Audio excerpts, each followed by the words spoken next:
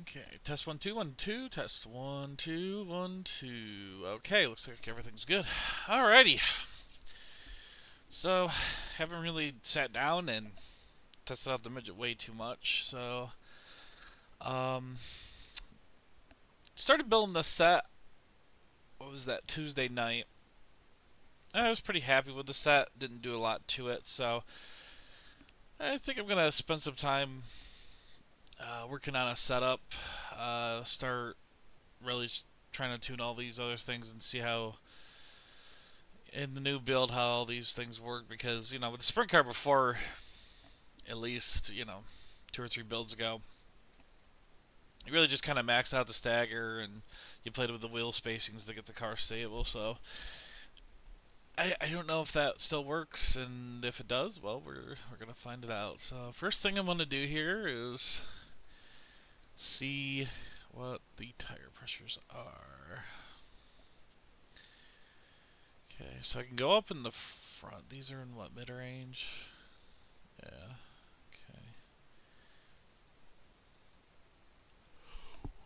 Okay. Ooh, sorry. I don't know why I'm yawning right now. And then stagger. Max stagger is 1 inch in the front, 7 in the back. Okay. Okay, so let's go ahead and just get some laps first. Set a solid baseline. And then we'll start adjusting from there, because what's going on here? Why am I not hearing audio?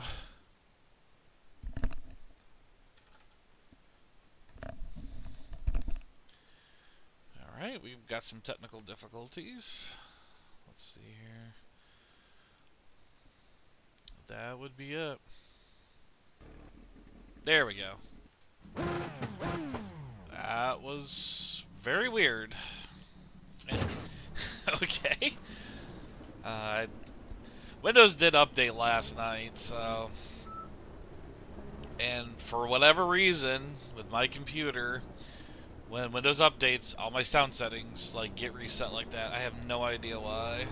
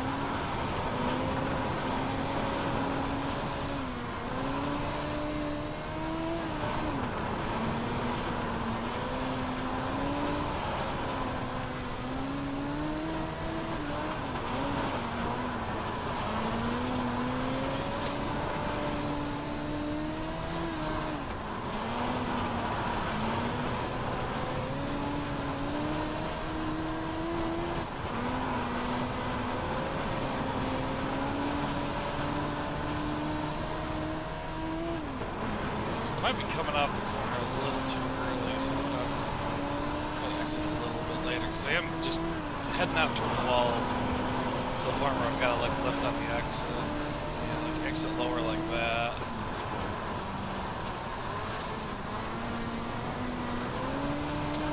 So just to give a little synopsis of what's going on today, I'm gonna probably go to a few tracks. I'm gonna start building some baseline setups. But again, I'm feeling good on a green track. I'm going to probably put a bunch of rubber down and start adjusting it. Make minor adjustments here and there to see how it feels in the rubbered areas. And, just try to get 2 or 3 good baselines per track. So I got stuff to play around with during the month. Or, I mean, season.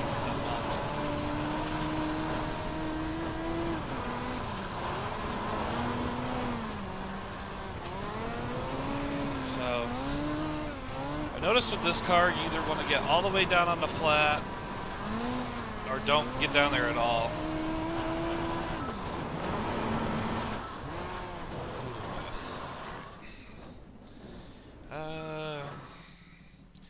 Okay, so I'm I'm at 183 right now. That's... I know I can do better than that. I know I'm looking for about 13/8 and stuff like that, so... Okay, I do have 8 gallons of fuel in it. In case you don't know, 8 gallons of fuel is all you need for the standard 20 lap races here. When you go to the half-mile tracks, you're going to need more. I have not tested it out yet, so I don't know how much fuel you're actually going to need.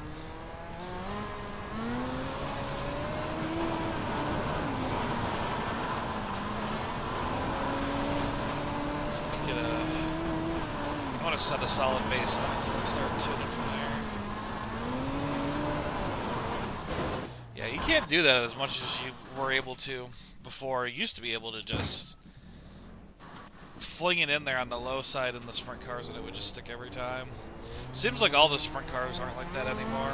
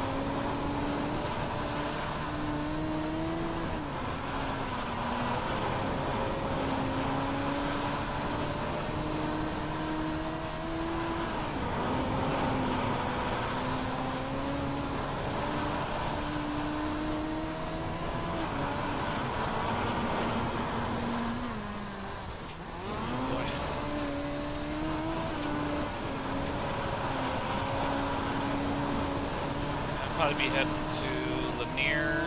Obviously, that's where I am now. Probably Knoxville. And probably Volusia. Start getting them all tested out.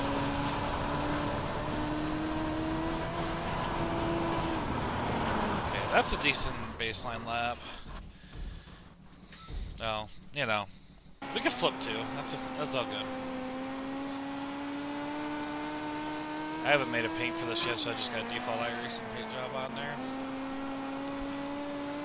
Okay, so the first thing I want to try out.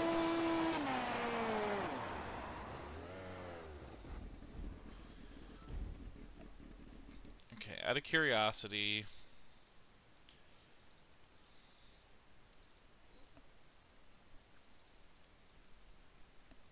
Alright, in case you're wondering what I was doing, I was checking out if tire pressures change from track to track, and it seems like they pretty much just use the same set of tire pressures per track. So what I'm going to do is lower the backs by 2 each, and I want to see how that makes the car feel after that.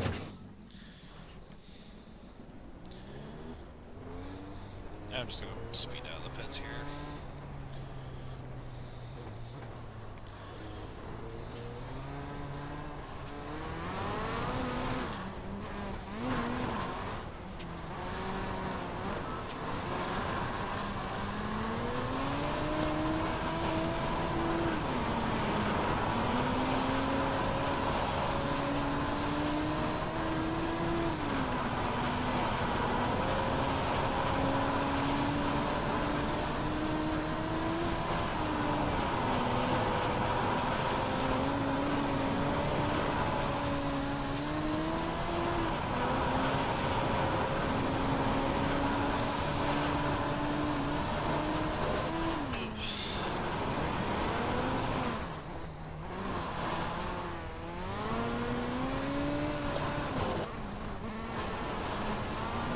In predictable fashion, it seems that the just overall the back end feels very loose. But this might be pretty beneficial on the top. Maybe not so much.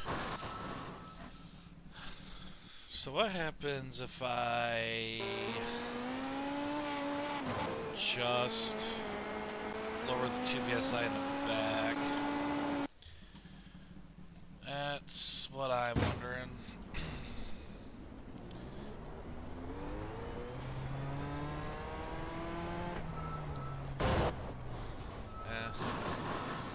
I'll just start taking that exit out here. Come on, car.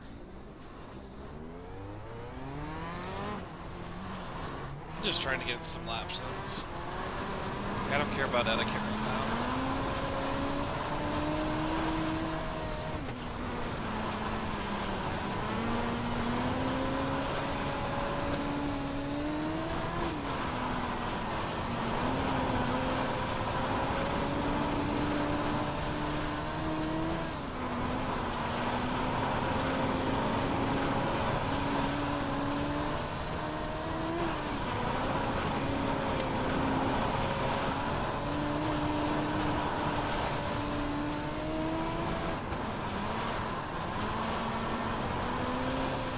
Seems like overall it's just responds a little bit more unpredictably.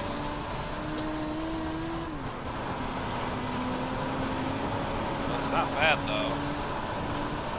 But when things start going bad though, they get worse.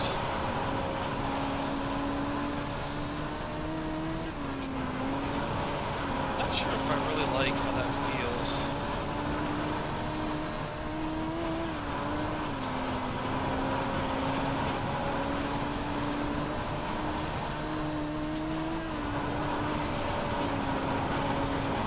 Turned in a little sooner, it does seem to hook up. Yeah, I'm sideways much sooner, but so yeah, I think it's just loosening up a little bit.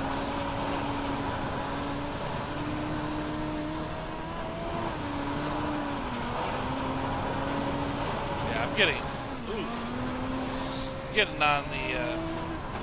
on the wheel a lot sooner than I usually do. Like as soon as I get to the start finish line, I just turn in. Oh!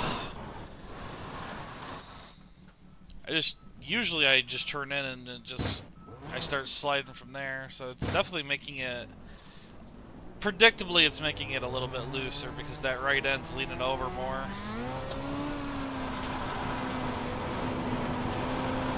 Tires flexing a little bit more. I almost aimed for that purple Who's Your Tire sign into turn 1. Here I don't have a good point yet. So, might actually meet in the middle and see if I can get anything going from there.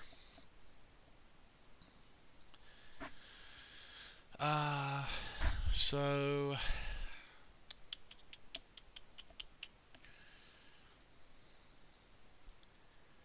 what happens if I lower that and then lower the bump stiffness in the front? Let the front end slide a little bit more. So highest these can be 6. Let's bump those down to 5. Right.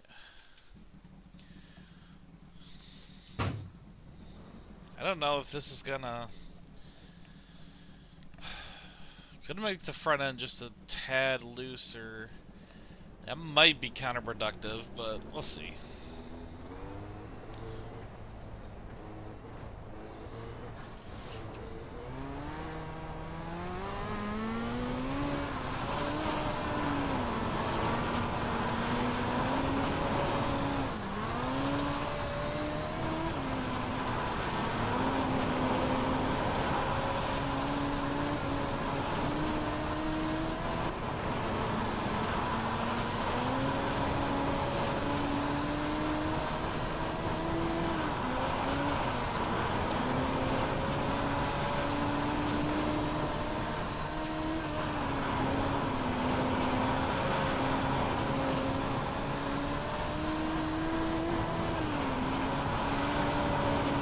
Tell you what though, it doesn't feel bad.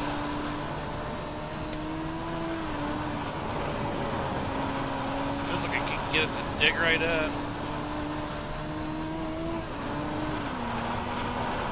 More laps, getting used to this. I bet I can do a faster lap.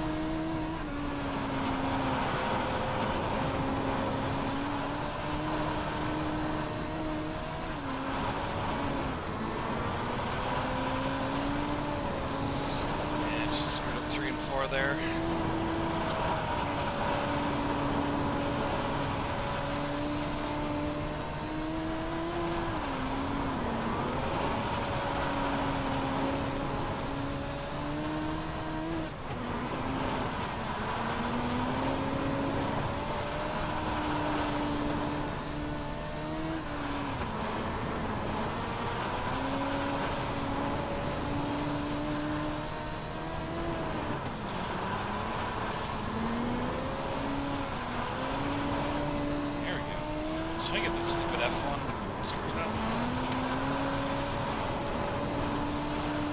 So I'm thinking too is every, I don't know, like 75 to 100 laps reset this track state too, because right now I'm just trying to build a solid baseline. I don't want too many factors changing.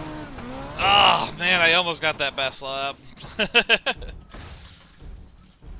I'll tell you though, that it doesn't feel too bad. So let's see here.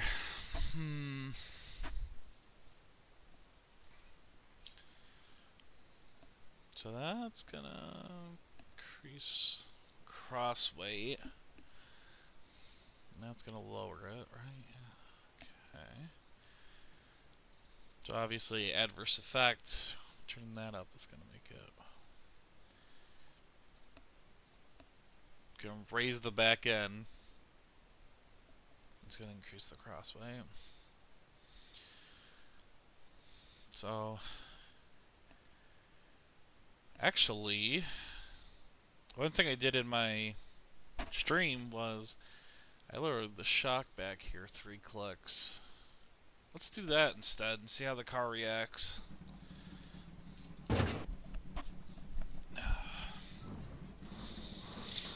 So I don't know. I don't know if that's all I need to do, but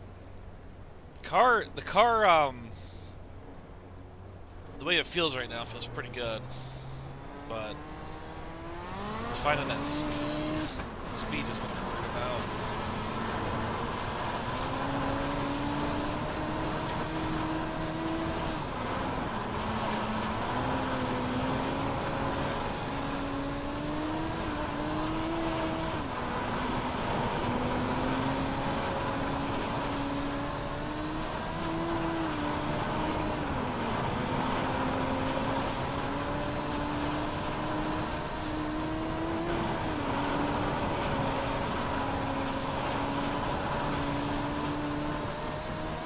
Doesn't feel too bad.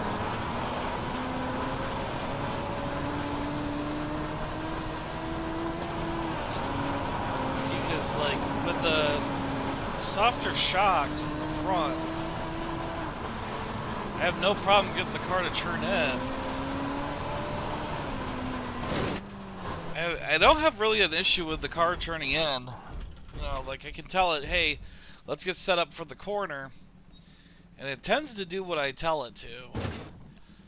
I love that I'm explaining that as I'm flipping through the air, but that's just the thing though, is like when you get talking, like my concentration breaks. Can't really talk too much and explain stuff at the same time. So I think this is a step in the right direction.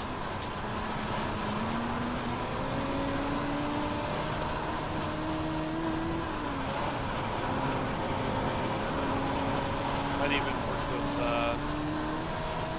wheel spacing just a little bit.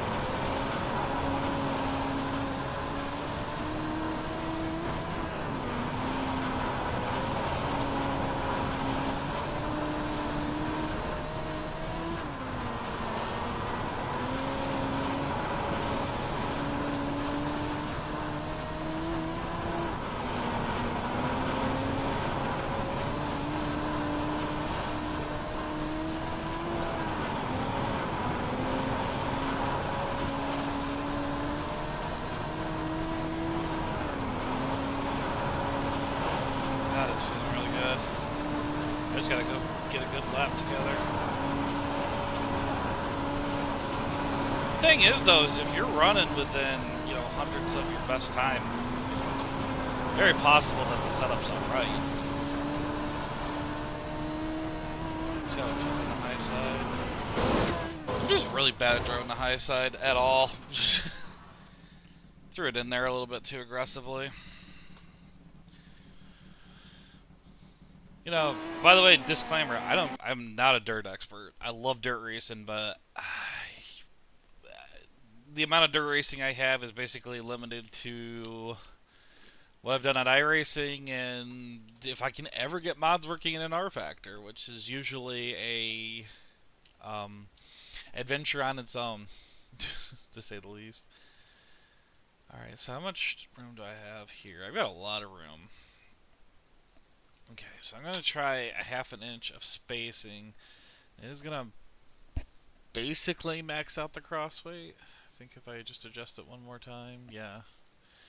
So 51% right on the border. So we're going to see if that's too much cross weight or not.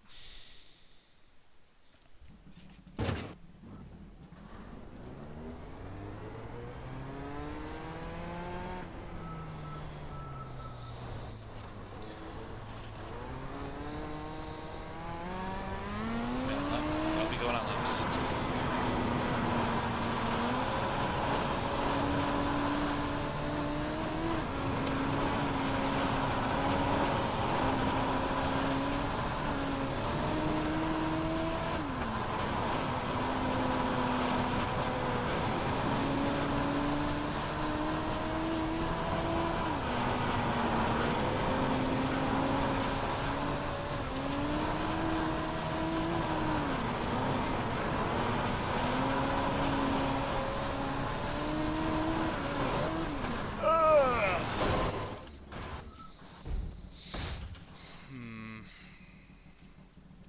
See, that does free it up.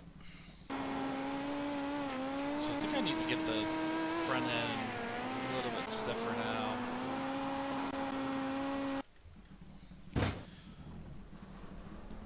Because it seems to wanna spin out going into the corner, but then it hooks up because of all the cross weight. So there's just something off just a tiny bit. So once I actually get this fine-tuned and I feel like there's a good baseline, I'm going to reset the track and then we're going to start experimenting, doing some major experimentation.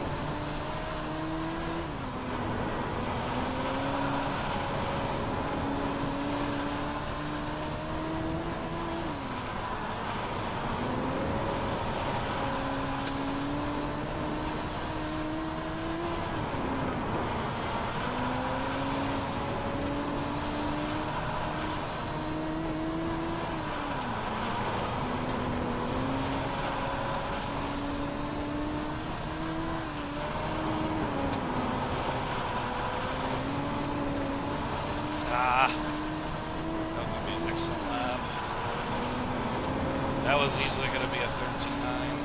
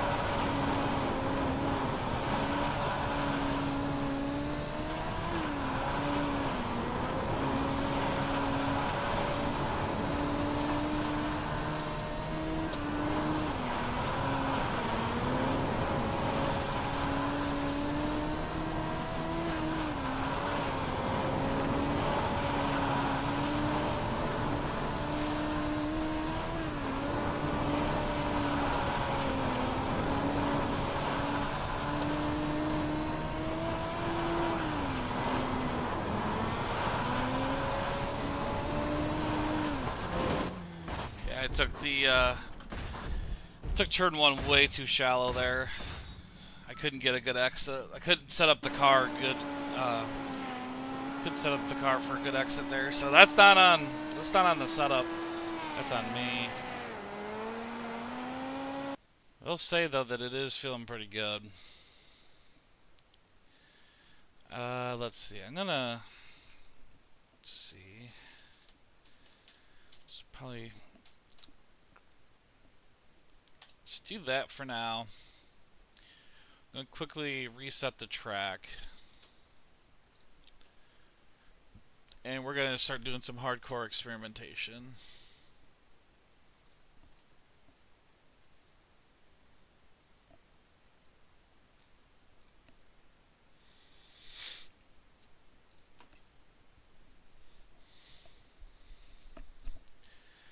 So, hardcore experimentation. We're gonna start playing with staggers and stuff like that. Basically, that whole 70 lap odd thing was all to just create a solid baseline that feels really good to me.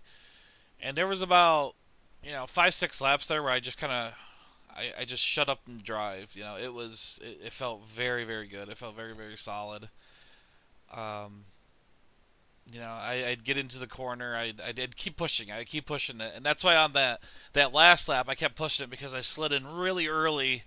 Took a too shallow of an entry. Had to kind of correct it a little bit, get it a little straightened out a little bit, and I just couldn't set up the car for the exit of the corner. So that was all driver error. But that set was feeling fantastic. So now it's time to screw around with it. So wait, just out of curiosity. Okay, so I haven't adjusted the gear or anything like that. So the thing I want to try out is smaller gears and taller gears, and wow, we can get down to a 731. Kind of makes me think that we'll be getting some smaller tracks. I mean, like, Chili Bowl size or like those indoor arena size tracks. I don't know if that's the plan in the future. I ain't gonna spread rumors about it, but anyway, on the front, looks like the default set has the front toe-in maxed out, which actually kind of makes sense in the grand scheme of this track, because you really need this car to snap when you tell it to. The car itself isn't carrying a lot of speed compared to, say, like Knoxville or Eldora, where you probably need a lot less toe-in, because just the momentum of the car is going to make the rear end just kind of get upset pretty easy. So here you're just having that front toe in, just say, okay, let's go into the corner, let's do it really fast. So okay, I want to see the range on the coil springs. We got 200 to 165. Is this a standard tooltip?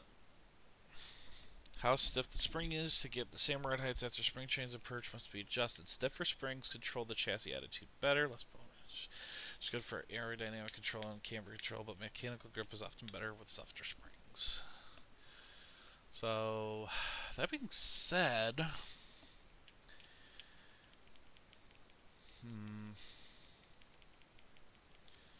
actually, no, we're not going to experiment with that now. What I do want to experiment with, adding 1.5 inches of rear stagger and see how uncontrollable this car will be. Might not be, who knows?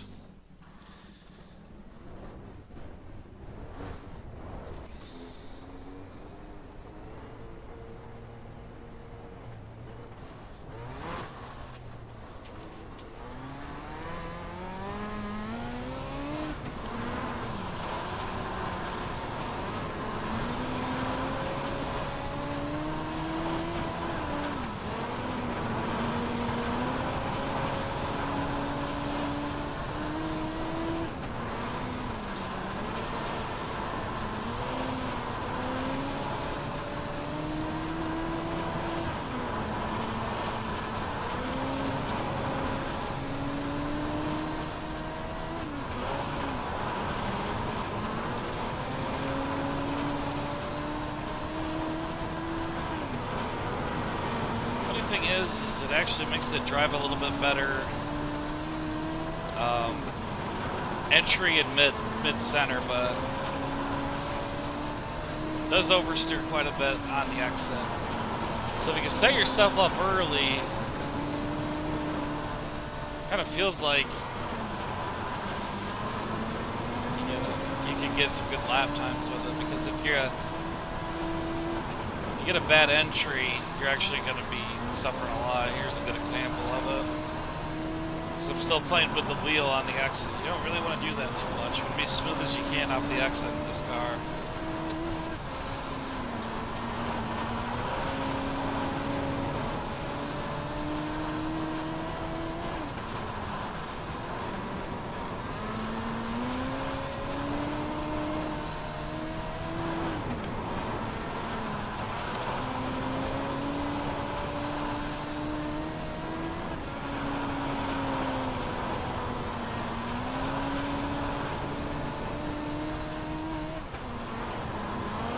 should not be a faster lap.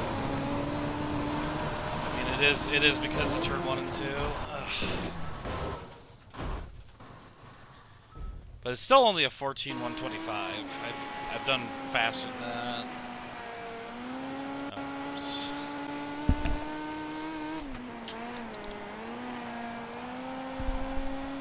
Just out of curiosity, how does the higher stagger feel with max right rear pressure? Might change how the car feels completely.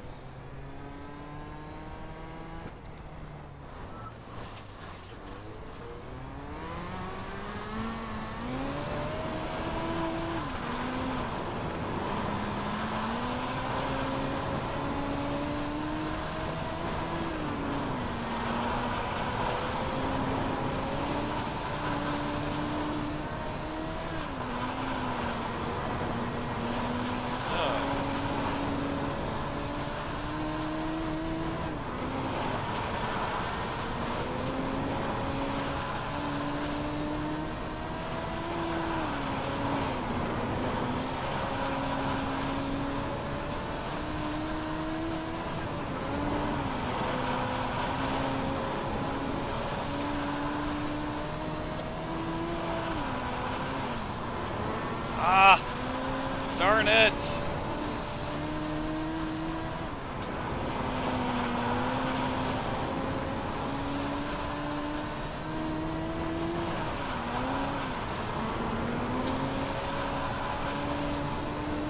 Here we go, that's a 13. All I gotta do is tighten up center off. This car might bring itself in. Granted, remember, this is a green track. So this probably won't work on a well-worn track.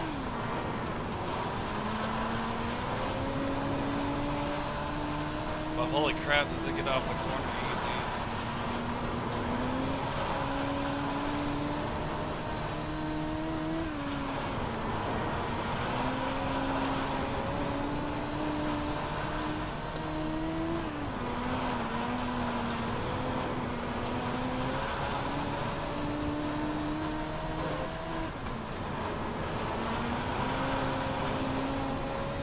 Okay then, so adding stagger still means something.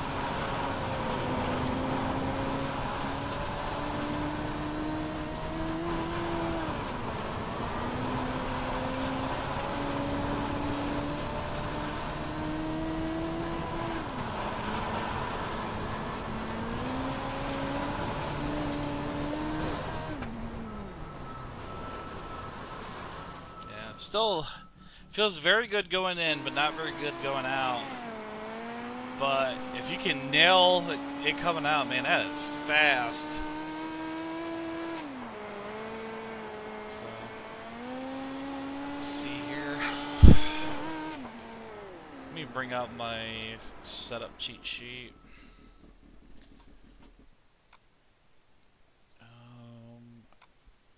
Setup help.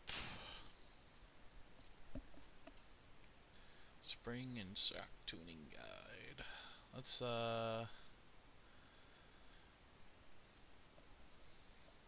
oops. That one, right? Yeah, there we go. Alright.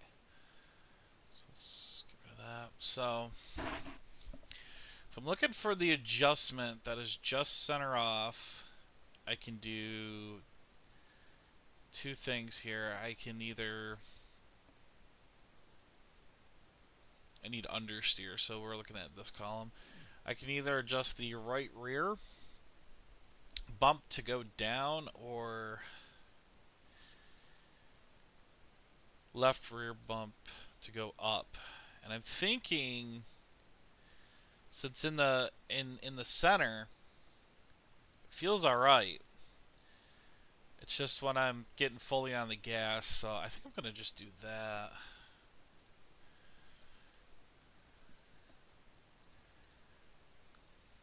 Bump this up.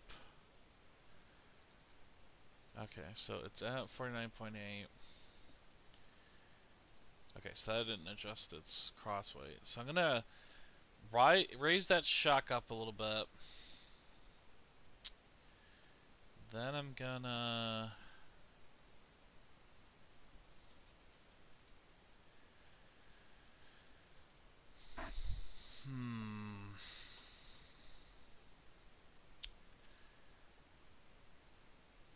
think I'm actually gonna drop this torsion bar. Now increase the cross weight. The torsion bars in the sprint cars are basically acting like springs, so right now this car has max spring, so I'm actually gonna lower it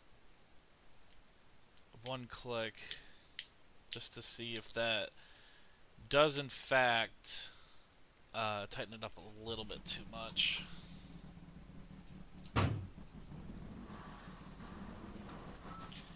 Come on, get out on the track.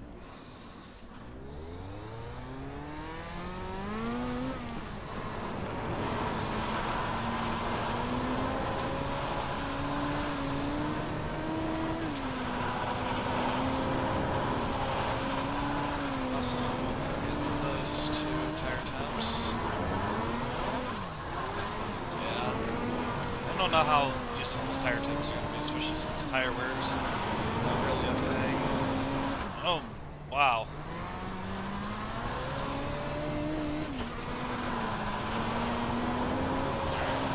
That's not going to be enough. F6. Okay, let's get some laps in here.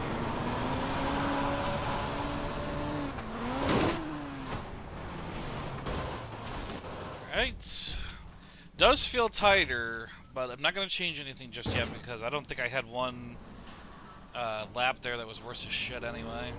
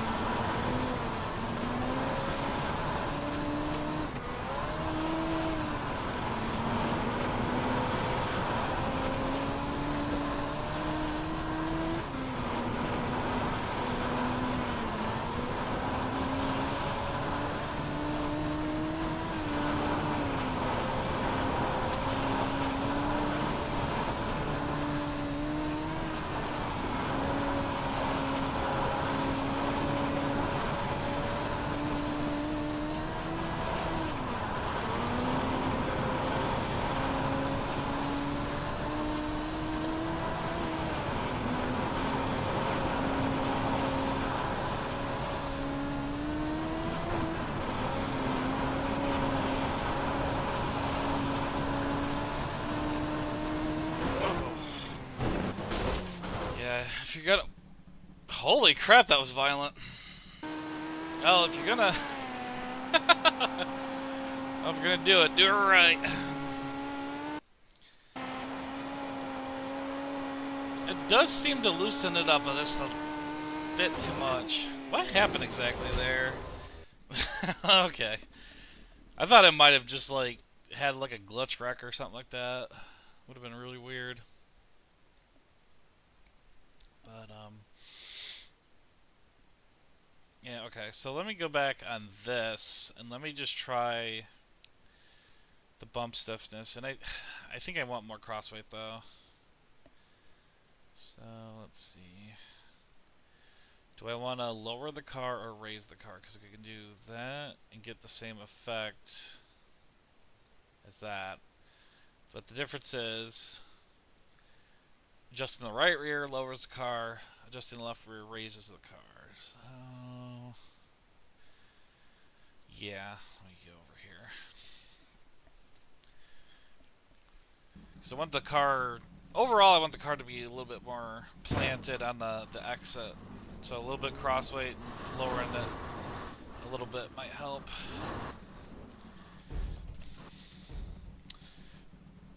Are you done now, car?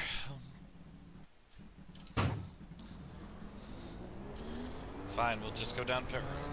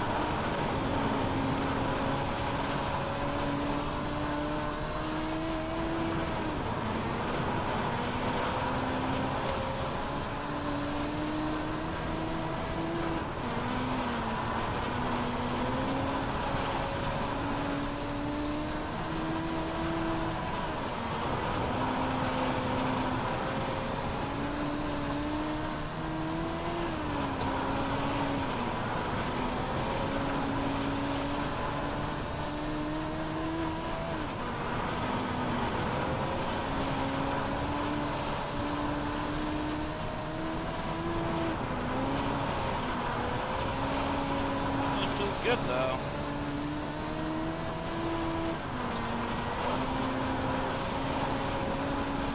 Yeah, I feel like lifting off the throttle is better than tapping the brake.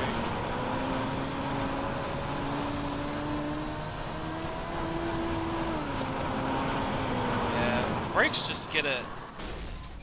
Front end, for whatever reason on this car, does not like the brake pedal at all, and I always hear that they tend to, like, when they go into the corner, you just kind of, you know, give the brake a little bit of a tap to just kind of settle, you know, set the car for the corner, but I can never seem to do it. I always have to lift off the throttle, and I don't know if real world dirt drivers do both or not, so you know, is it just a driver preference thing, or is that actually a thing?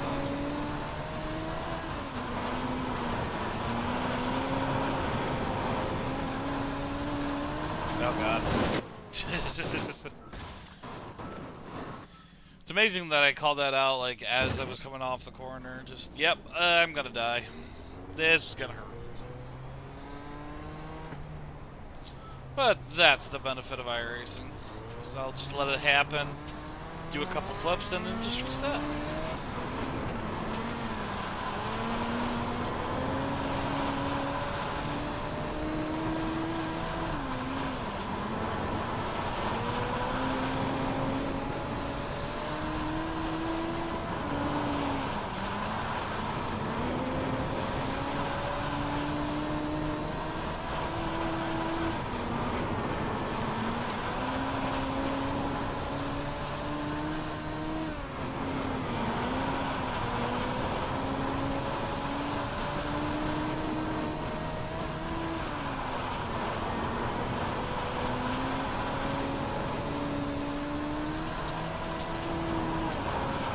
About it is the lower, at least from what I've seen, the lower torsion bar. I don't know, like I did almost hit a fast time, but I felt more inconsistent. This setup I have here, I feel like I'm hitting the marks a little bit easier. I'm not fighting the car as much, because when I lowered the springs, or the torsion bar, the torsion bar, I love that every time I get talking I start fucking up. And you wonder why I go silent sometimes. Like I'm trying to talk to keep the video interesting, but you know, sometimes you guys just gotta shut up and drive. Actually, before I get back in the car, I want to go ahead and look at the lap times here. So this was the last time with the setup I'm using right now, which is blah and blah. Oh, I never lowered the fuel. So I'm still hitting 13s with 12 gallons instead of 8. Yeah, wasn't I using 8 gallons? Wasn't I starting with that? I don't know. Whatever. I'm not gonna factor fuel into things right now, but this was with the lower torsion bar.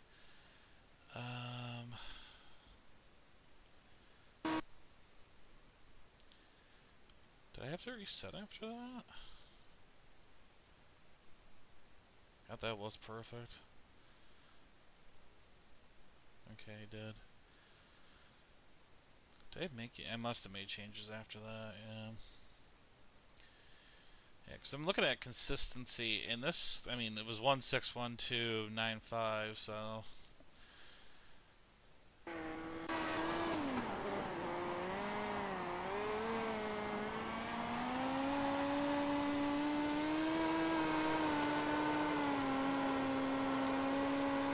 It was 0000 right there. I mean, that's really good. Seeing all these. And I think it was only this time when I actually.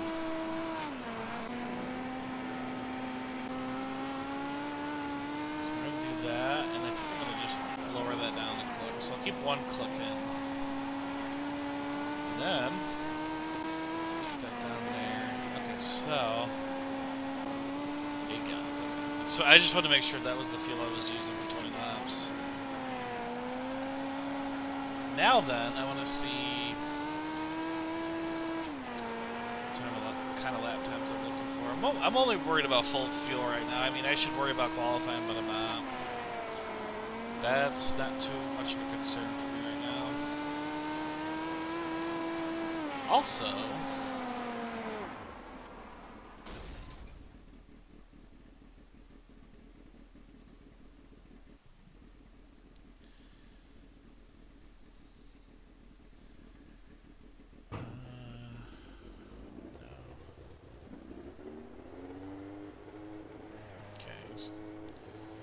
is that about the same crossway?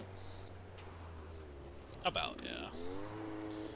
What I'm doing now is I'm just lowering the front end just a tad. I want to see how that works.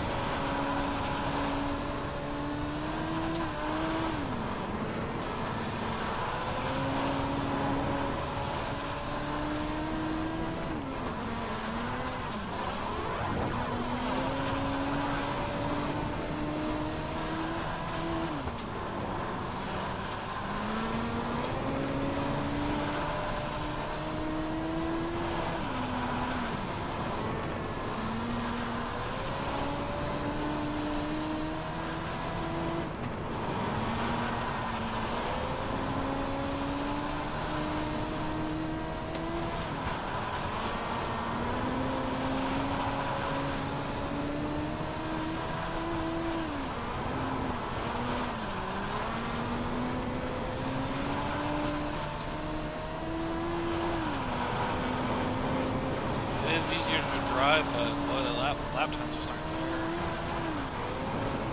Although I am hitting some consistent zeros, so I should be looking at that too. I do need to be closer to the 13.9s if I want to be successful, you know, have pace. Maybe a spot at a podium or a win. I need to be much faster than I am right now.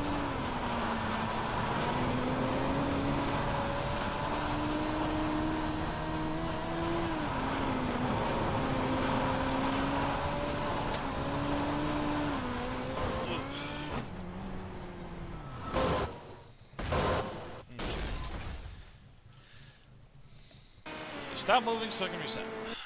Alright. So, nay to that.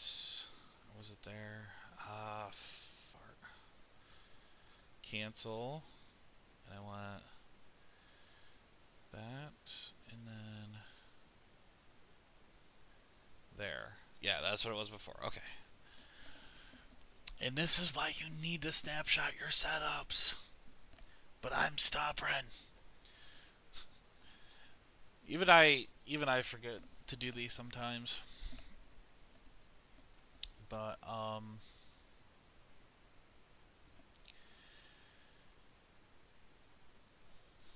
want to see how a lower gear is gonna feel. Just go with that. First off, I want to see if it tops out. Second of all, when I did the stream on the UMP modified simple like setup little thing, I ended up going with a shorter gear for linear. And while it wasn't still topping off, I was getting so much wheel spin that the car was actually like a tenth slower.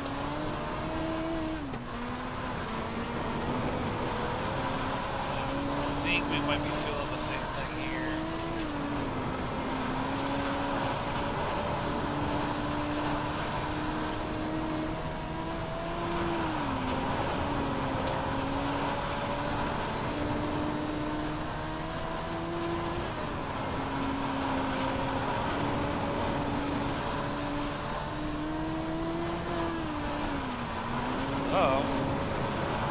slow on a green track, it does actually, for this car, it doesn't feel worse.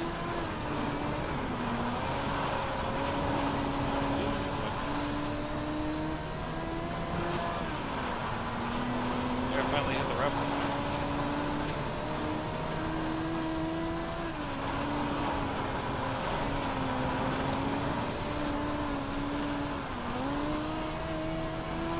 God, I'm surprised I didn't hit the wall there.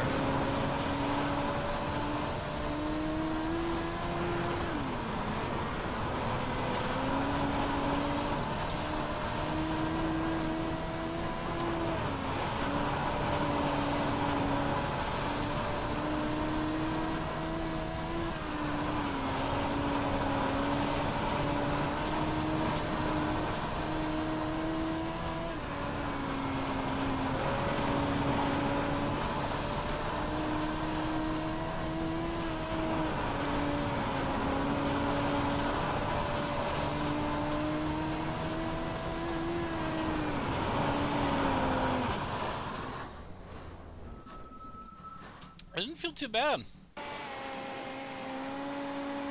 One thing you do have to note, though, it is going to turn a couple more RPM, so it is going to use more fuel, but maybe bumping it down just a tad so it doesn't hit the rev limiter as fast. Maybe that'll do it good. Let's see.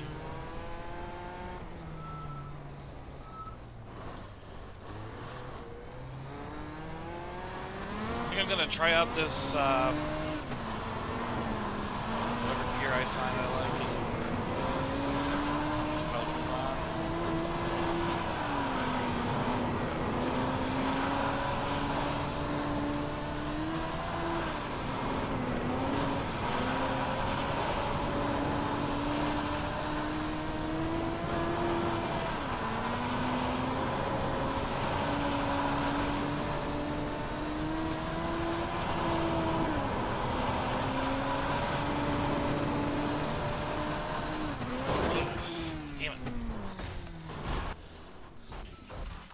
It doesn't feel bad. It doesn't feel bad at all. So, okay. I'm gonna go ahead and save that. Now, this is at 520. I'm gonna try. Let's go to 486. I want to see how the car feels with a wider gear. And this is something I want to do on the bigger tracks too, because the smaller tracks might react differently than the bigger tracks.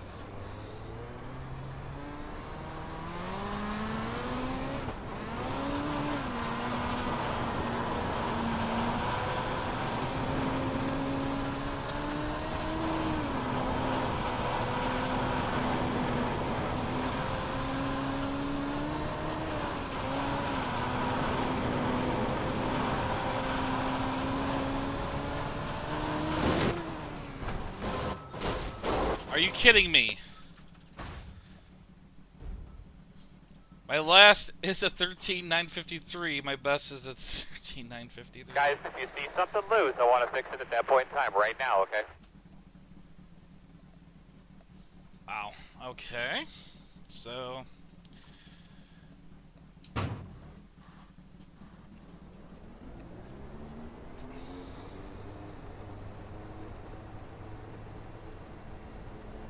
Alright, boy, both the small gears and the tall gears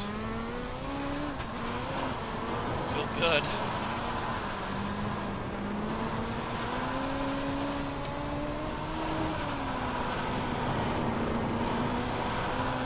It makes sense that the tall gears could potentially be better or worse, because, you know, if you're turning less RPMs, you know, taller gears is going to allow less wheel spin just because how much more it has to spin in order to climb the RPM range. So.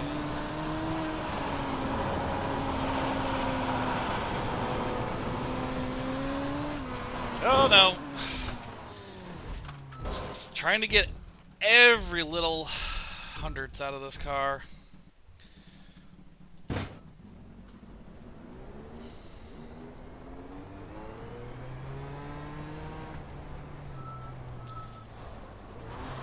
I will not name this track linear. It will now be linear.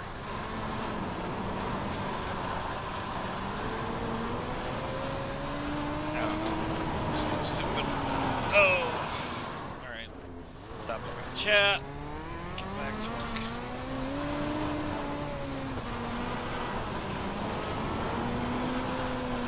Just get a good run off the corner and see what kind of lap we can get.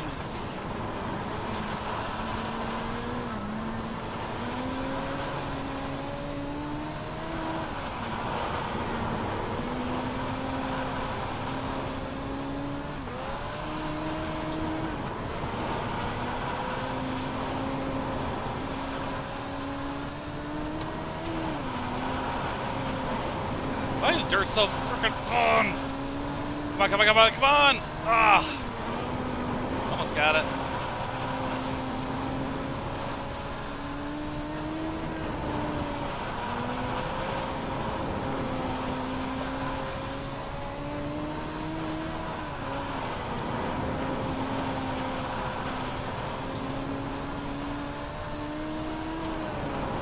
I will say though, adjusting the gears does make the car feel a little bit differently. Like on dirt, you can almost get away with, you know, the car's a little loose and, you know, just extend the gear a little bit.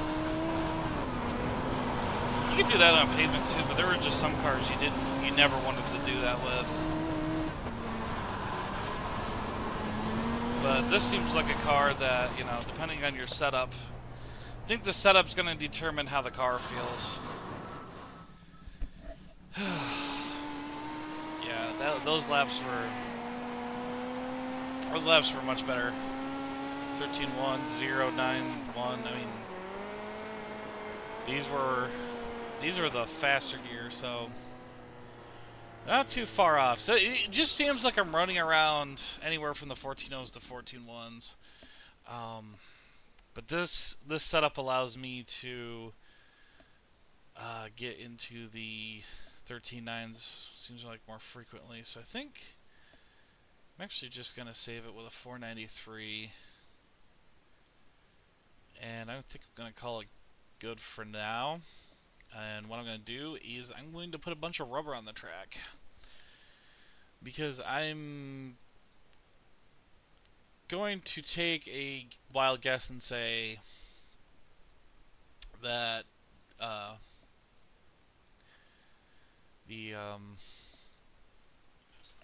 God, I can't even think right now. The 5-inch stagger I put in is just not going to jive. It isn't going to work.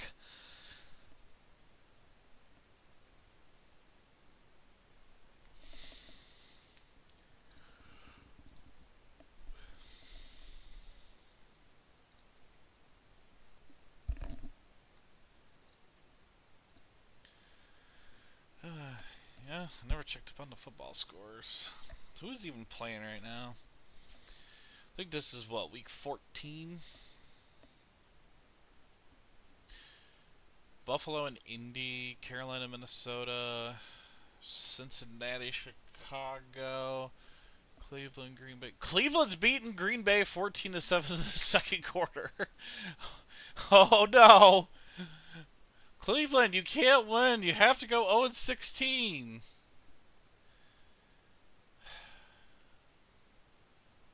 Don't do it, man. Don't do it. Don't win. Wow, Giants and Dallas are tied up 10-10. I didn't expect the Giants to do anything. For future references to the stream, Giants just fired their head coach and GM. And that team is doing really bad right now. So, okay. So, anyway, back to racing. So now we got a literal crap ton of rubber on the track. This is 75%. I don't know if the midget cars in the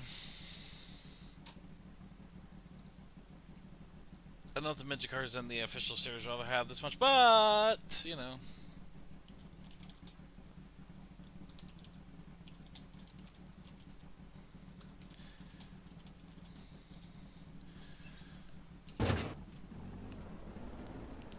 So, right now, just going to go out, try it as it is. I'm probably the first thing I'm going to do is put the stagger back to where it was.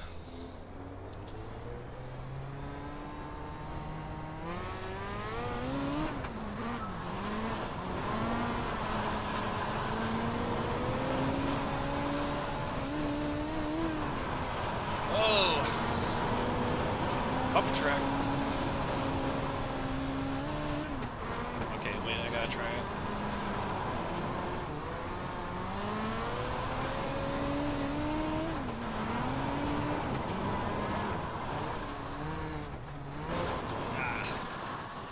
Actually, it doesn't feel bad in the rubber, all things considered.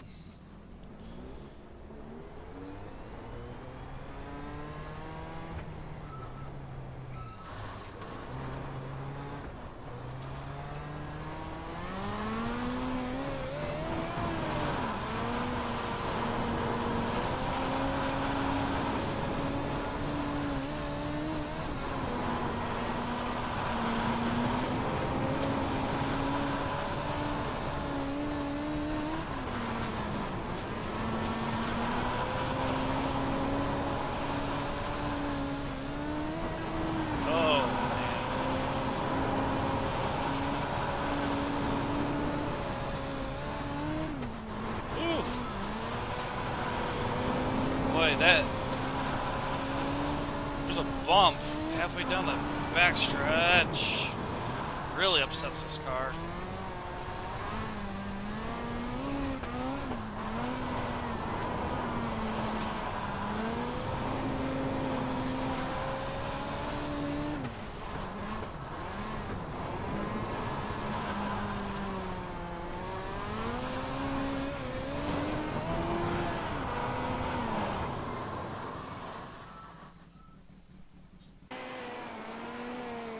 What I'm gonna try is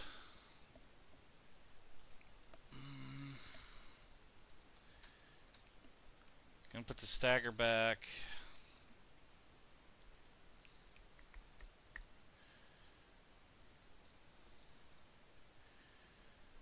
I think I'm gonna keep all that cross weight.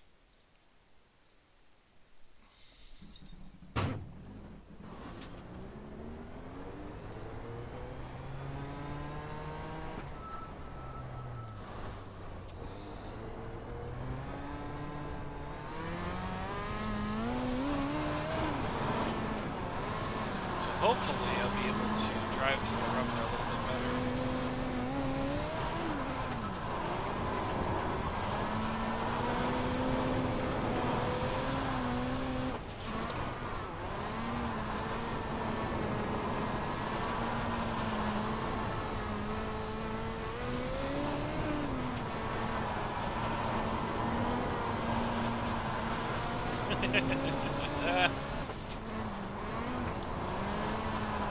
I think I need other adjustments than this. Oddly enough, it actually feels more undrivable without the Stagger than it did before, and I don't even know how that's possible.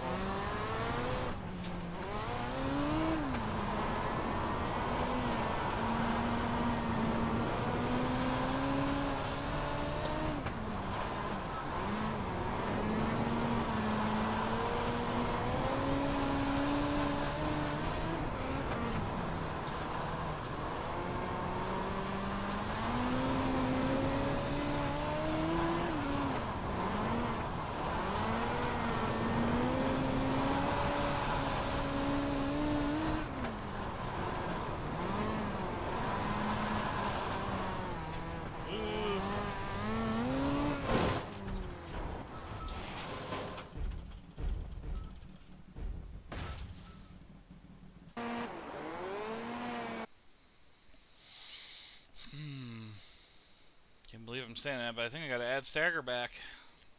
Let's put that 486 in to see how that works. God, maybe even put this back down a little bit. Why is Stagger making it easier to drive on such a slippery surface? This doesn't make sense.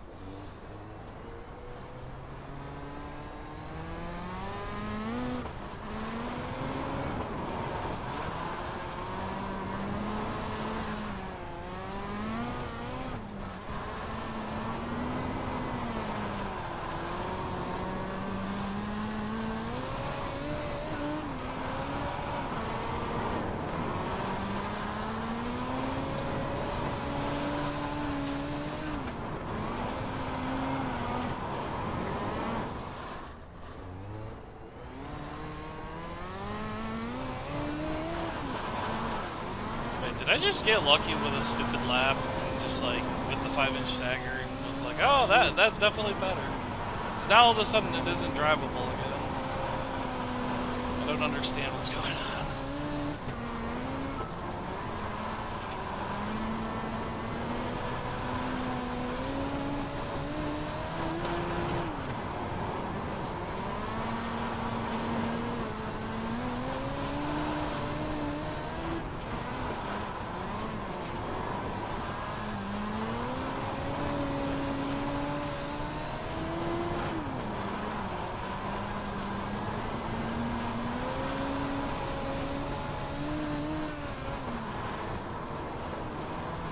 I didn't care about running on the top. I want to see how the car reacts. The rubber. That's all I care about.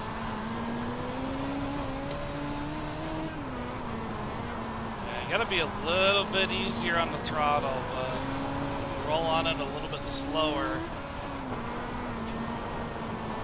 Doesn't seem to mind it too much.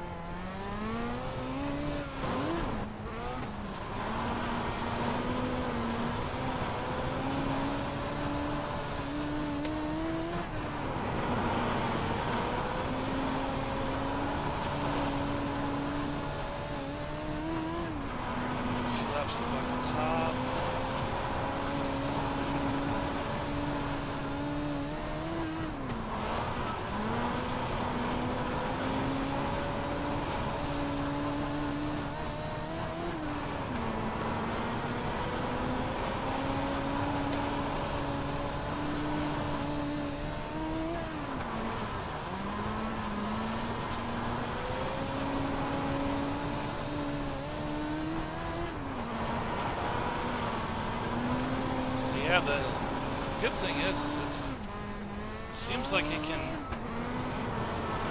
run the top and the bottom of this car when I'm not talking.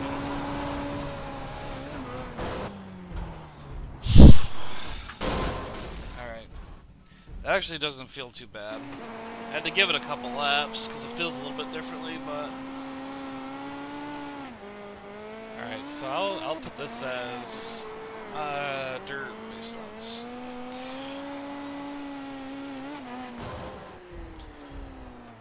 Feel too bad there.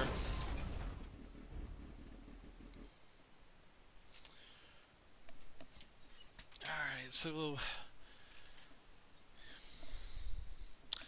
let's see, I did not touch any of the front end coil springs and collar offset because I didn't really feel like I needed to, although I should experiment with those. I did soften the bumps a little bit, which puts not understeer, oversteer in the front end because it's less resistance to would you say less resistance to weight transfer. Played around with the staggers, played around with the tire pressures. I found 9 and 10 psi in the right rear actually felt pretty good. I actually didn't play around with the front tires. I mean, in dirt though, like front tires is really. Might experiment with them some other time. Turn the torsion bar diameter in the right rear down. Seemed to just kind of. It did change the way, like, the one thing I've noticed, though, is the torsion bar, even just a click down, made the car handle way differently than it did before. It did really change how the car felt coming off the corner. But it did change the way that it went into the corner, too, because, you know, typically, the right rear spring on ovals really is a huge, like, it's significant how much it understeers and oversteers the car.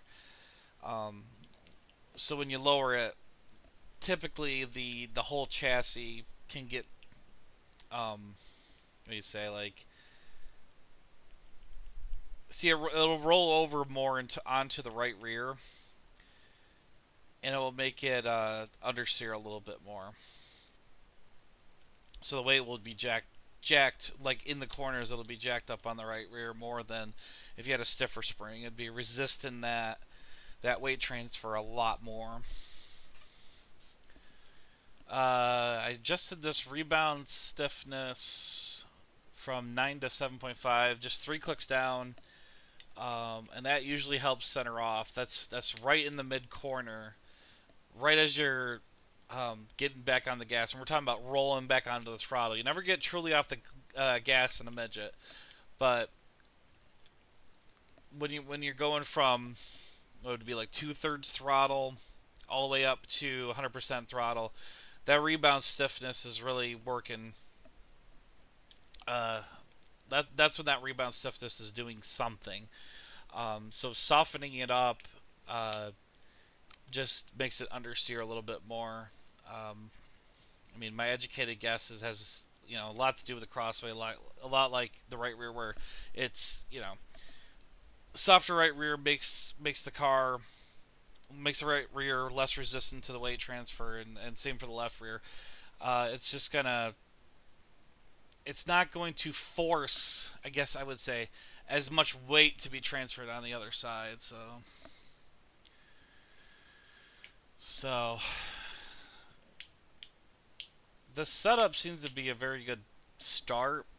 In no means is it perfect, but it's hitting low 13.9s in the like a green track, and it does need a little bit of setup adjustment in the rubber, but it didn't actually feel bad when I made these minor adjustments with the stagger and the crossweight. Made a few minor ones. I think I was running 50.4 crossweight with the green setup, the clean track state, but on the higher one I needed more crossweight, and it actually added the ability to be able to drive in the rubber and up at the top, rim riding the wall. So yeah, it seems like it's a pretty good start to the setup. And now I think, I just want to move on to a different track. I've been streaming an hour and 15 at just linear alone. Time to do something different. So, let me just get a minute here, and I'll go ahead and start with, let's see, what do we want to do? Knoxville. Duh, Knoxville just came out. So, let's start with Knoxville. Let's just do afternoon, just because why not? So I'll put the track state back at 10%, and it will be reloaded here in just a second. So you're gonna approach this one a little bit differently. This is all momentum based, all tighter bull rings. It's all about your drive off the corners, and on a track like Knoxville or Eldora, it's all momentum based.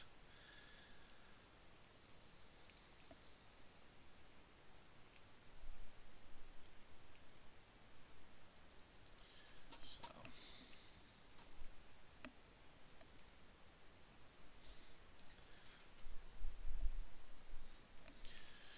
all right. Hopefully that fan's not showing up, or not showing up, but making his presence felt in the microphone.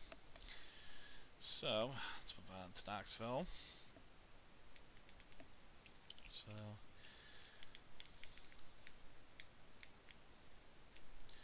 So torsion bars are actually even in the back, whereas on the bull ring, this was maxed out. So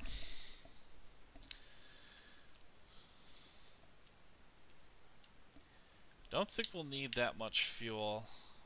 Just following what I did at linear, I'm just going to take 4 gallons out for now, just because I think 16 gallons will get you like 35 laps. So, you don't hear the fan? Good. Yeah, because I have the door closed because my roommate works night shift, so he's sleeping right now. So I got the door closed. There isn't a lot of air moving, so my computer, aka the massive heater over in this corner of the room, starting to heat up the room. So I was just making sure. Another thing I figured too was there's gonna be a lot less front towing because of being a momentum-based track. You don't really want the car to snap on a small track, so that's not surprising. Front end's a little bit lower too, which makes sense.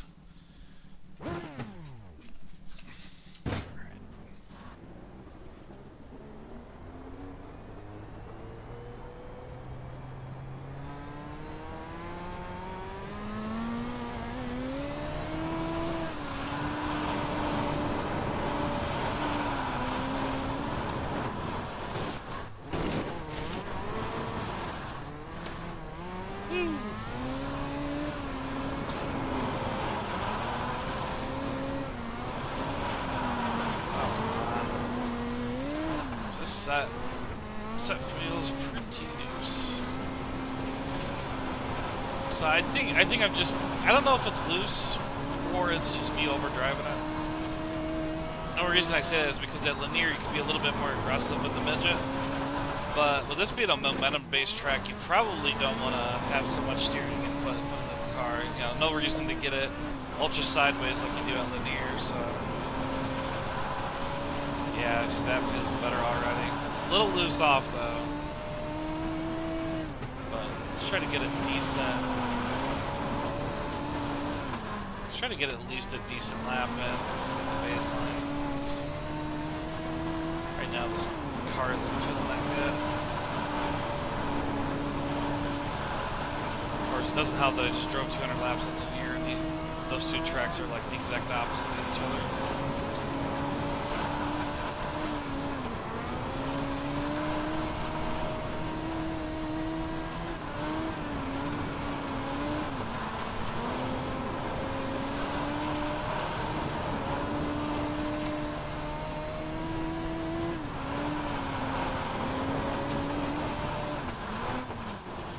This car can easily be in the 19s.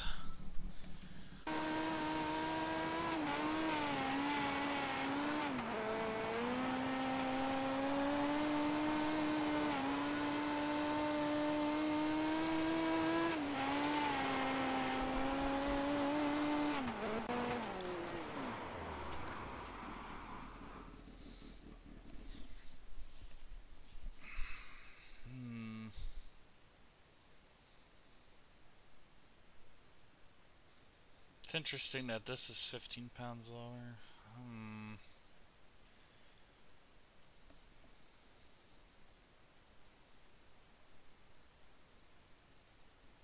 gonna turn that up 10 pounds just to see what's going on there.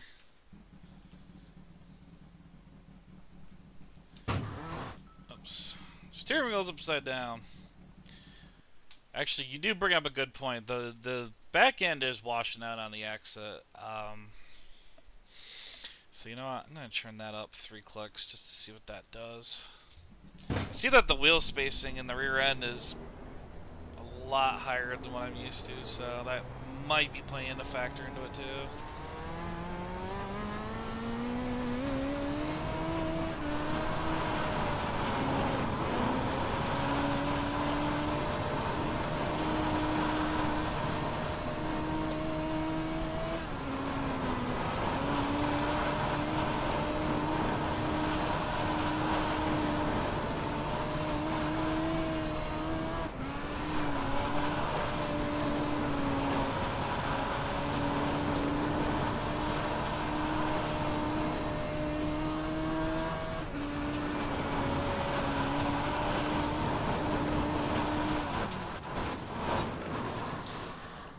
That coil spring just didn't help. The rear end feels better, but at the front end it still doesn't. So let's put it back to that, keep that, because that did feel much better.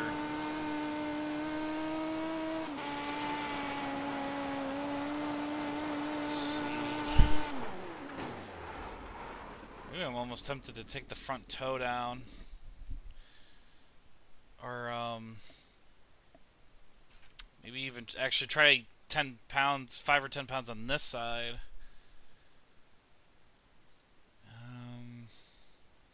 Alright, let's actually just try that first. We'll do 10 pounds on that side to see if that's... Because typically you stiffen the right front spring and it tightens the chassis overall. And that's really everything that I can use right now.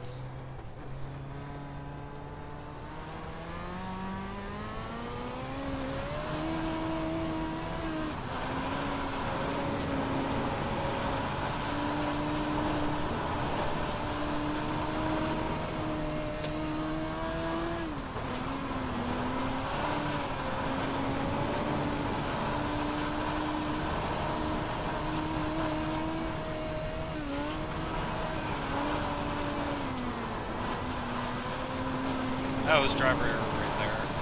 I cut it into quickly. I got 1 and 2 down so well that it still was really good for the lap. I did 0, 3, and 4.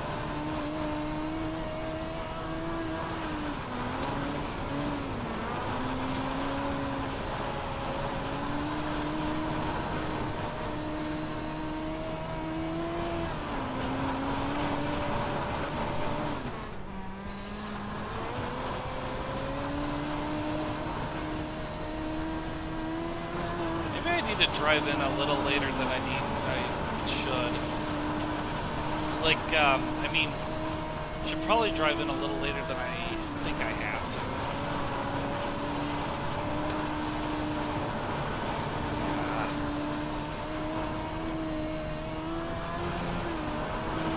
Yeah. 3 and 4, I gotta get down. Say.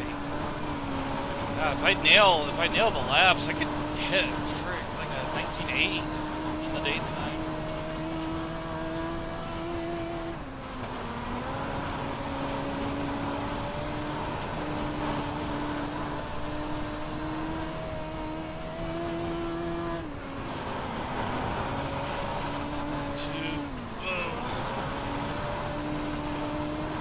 A little bit too aggressive on the entry there.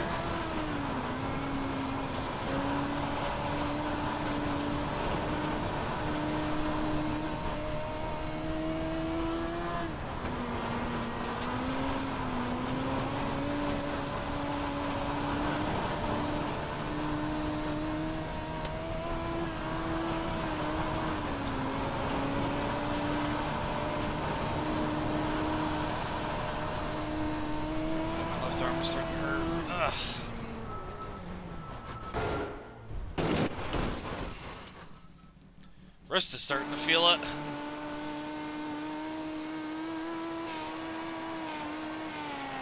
Yeah, like there's that little, like, when you go into turn 3, like when you go to the corner, like when you go into turn 1, you can see that berm like perfectly, but here it's like it comes in so late. Like, let's go back that lap.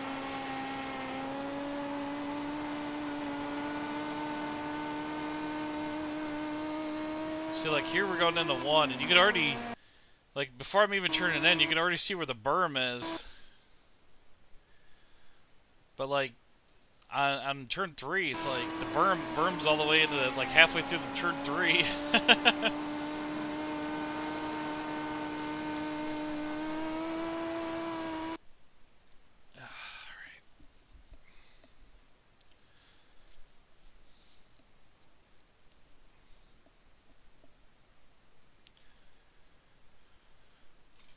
Okay, so this is pretty much maxed out, isn't it? That was actually one thing I was going to go try out.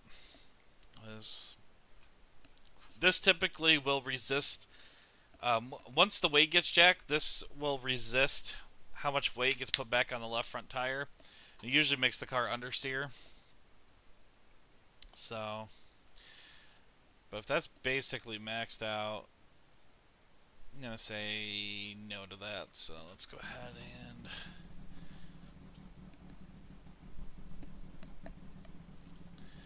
just take a little bit of toe out.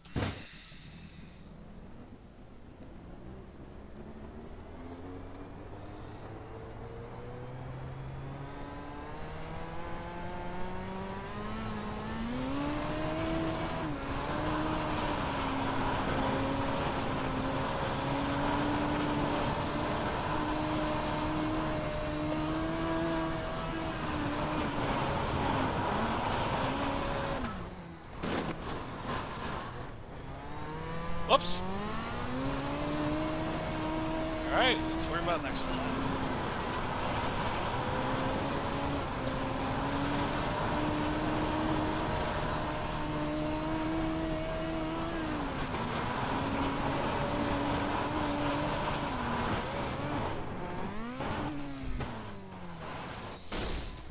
God, I don't know what to think about that toe.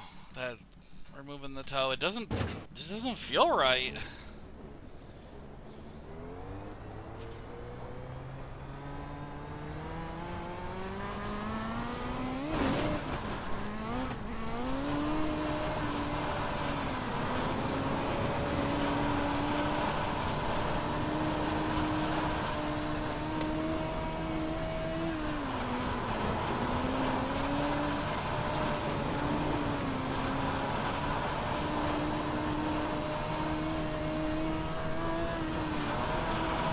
Oh, that perm is so deceptive.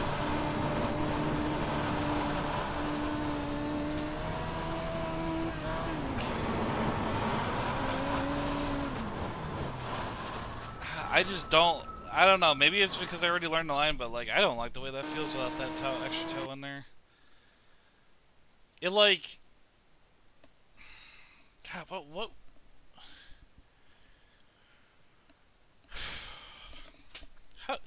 How do I describe it? Like, it just like, once you turn in, it's like already gripping too much. Like, I don't know if that's the best way to describe it. But, yeah, if I'm going to adjust something, it's got to be something a little bit different. So, let's see. More outbound is freer.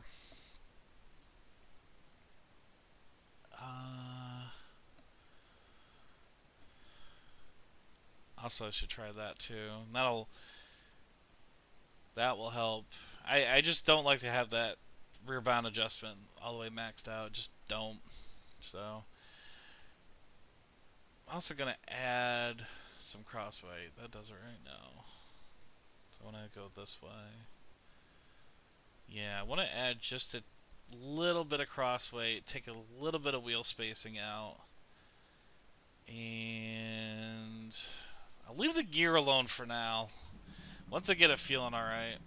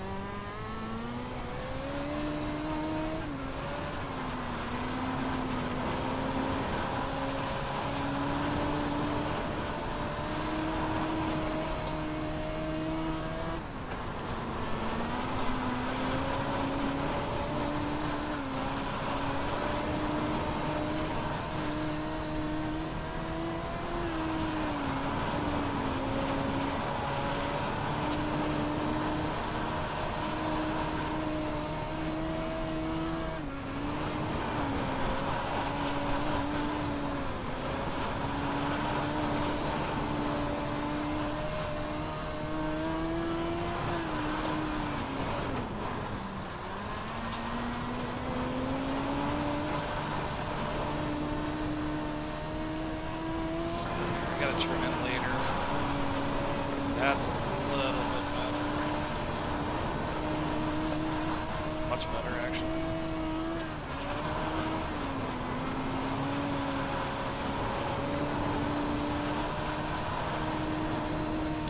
3-4 wasn't great, but that's still a good lap. Wow, 19.7. I was going to guess 19.8 was going to be a decent lap. I'm guessing the fast guys are going to be in the 19.6s already then.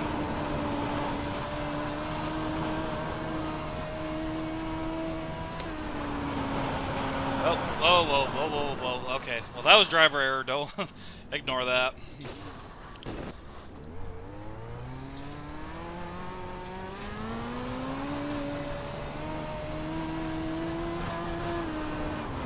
Just run the top here.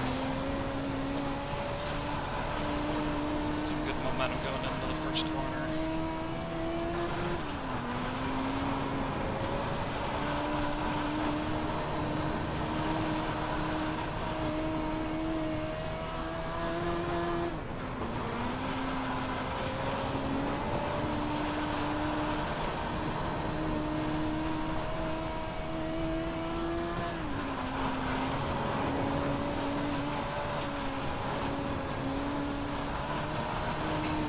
So now that I've found the pace, now I just gotta find the consistency.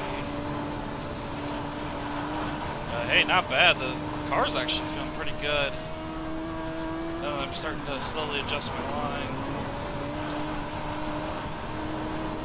Get right up next to it. No, no, no, no! Shoot! Still good, it's still good.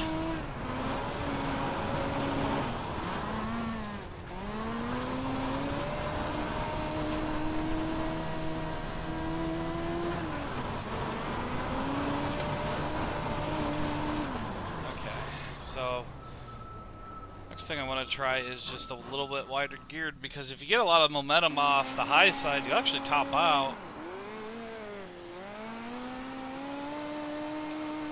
Trying to hold the left front off the berm until late apex, so 1 and 2 seems like the best line right now. Yeah, it does, yeah. God, you'd think just looking at like this track map that both sides would be symmetrical, but boy, this track isn't symmetrical in the least bit. That is actually something I didn't know. I mean, probably anybody who's ever ran Knoxville in their entire life could tell me that, but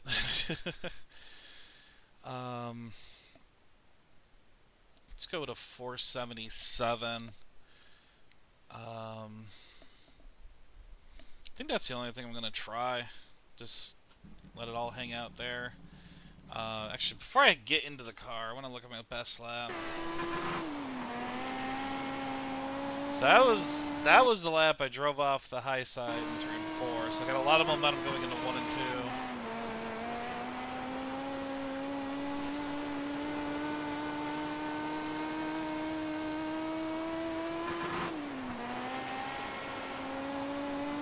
So I got like a high entry in 1 and 2, or go high in 1 and cut it down in 2.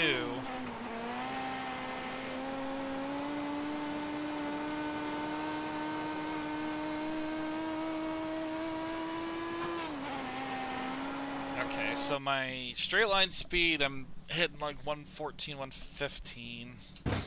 I'll see if this gear makes any difference.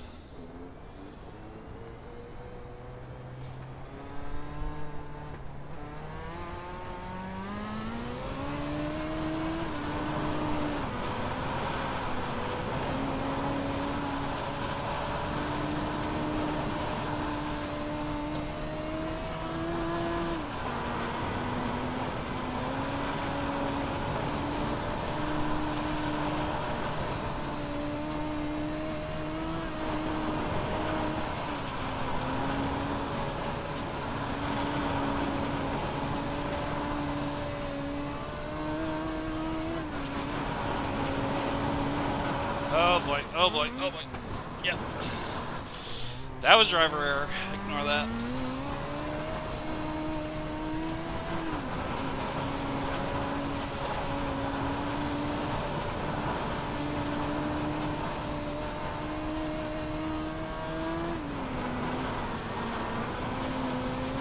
So it seems like the top speed isn't getting hindered at all.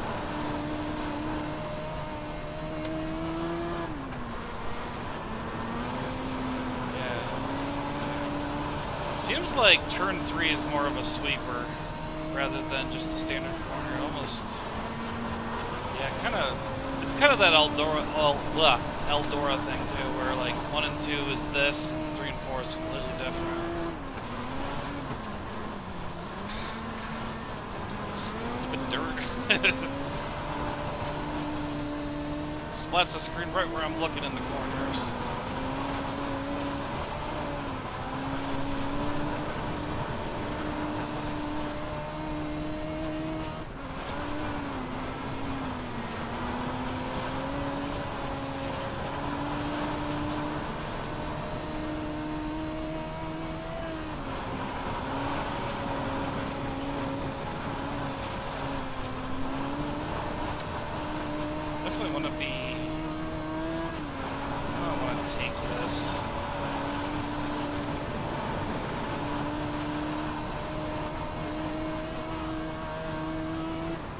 Go out wider in 1. Cut down. Okay.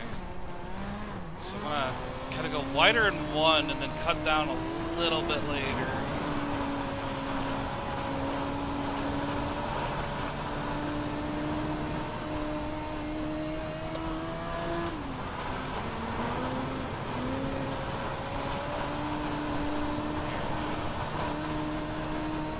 Kind of aiming for that little dip in 1 and 2.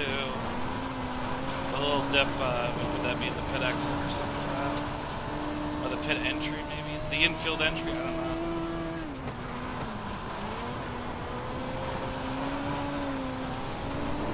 Yeah, aim for that area there where I'm just going by. Get a faster lap out of it, so once I hit my marks and nail it, I feel a little bit better.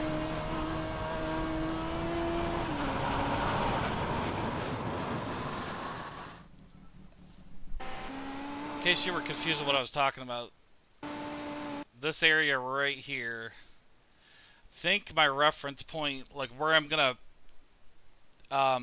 aim the cars, like in this area. See, before I was actually kind of aiming back here, and I'd have to keep, like, I'd hit it, and then I'd have to keep making adjustments on the straightaway, and I'd lose a lot of speed. When I did a later exit, I'm just letting the car kind of track out by itself. So yeah, that's actually a good idea. Maybe oh, okay. I was gonna say softening this left front might benefit it a lot, but nope, can't do anything with it right now anyway.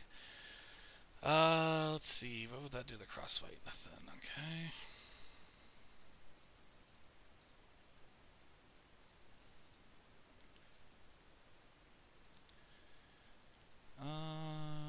Right, so it's right rear.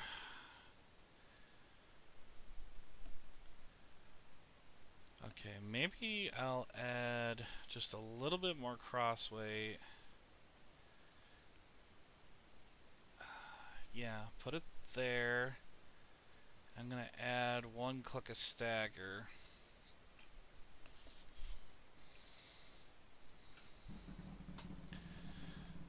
So let's see what this would do. Sorry, just stretching my arms. Been streaming for an hour and 40 and basically been driving the whole time. My left wrist is starting to hurt, which is good because I actually took week 11, 12, and well, I'd say week 11 and 12 off of iracing. Did very, very little amount of racing. Week 13, I haven't really done any like hardcore racing, just kind of fooling around with the new content and doing a couple random hosted sessions. So, time to get my arms back into the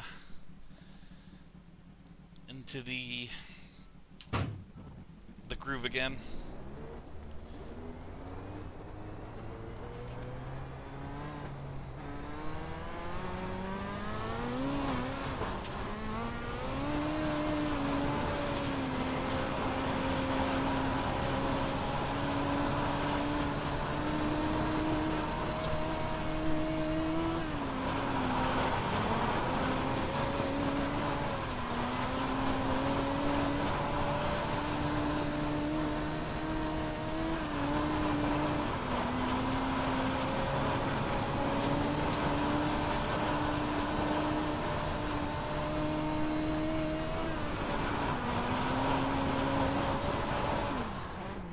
I'll be honest, it may not even need that stagger.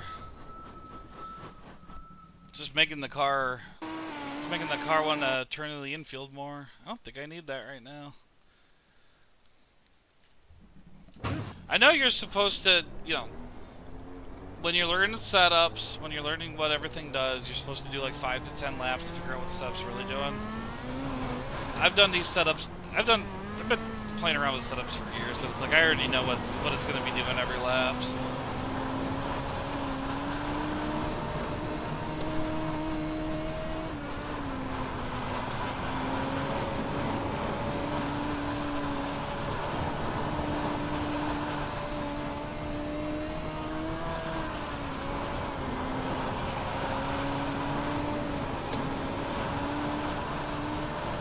A little bit too wide on the exit 4. learning. I'm also learning the track at the same time too. Aim for. Yeah, I like that line a lot better.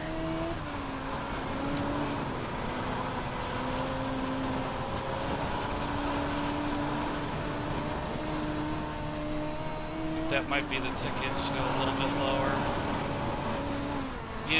Not lower, but a later exit.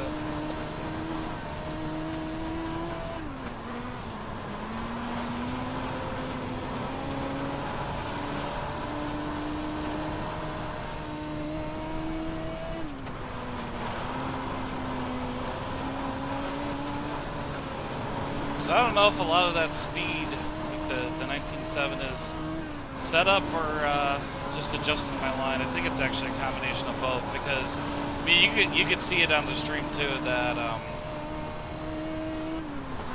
car was just doing some weird things on the entry and exit. So once I did a couple adjustments, I got the car really comfortable.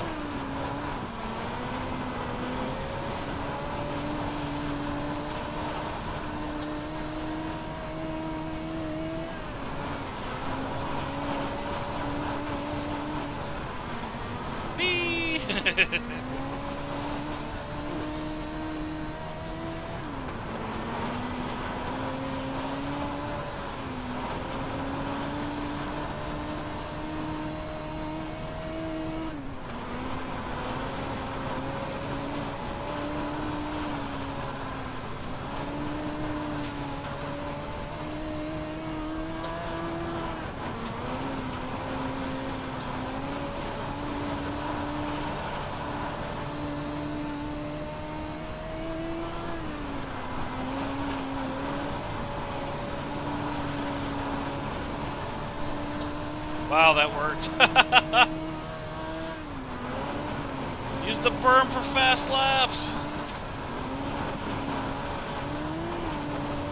Darn. That's so fun, though. I know you shouldn't be doing it, but that's fun, though.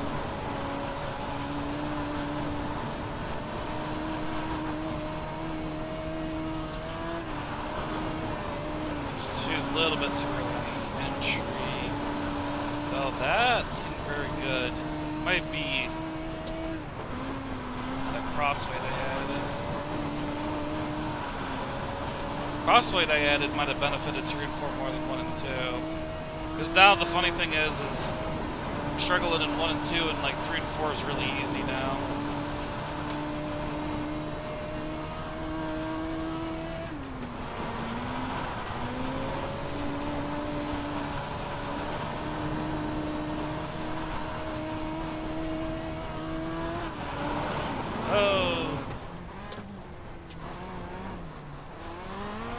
A little bit too hard.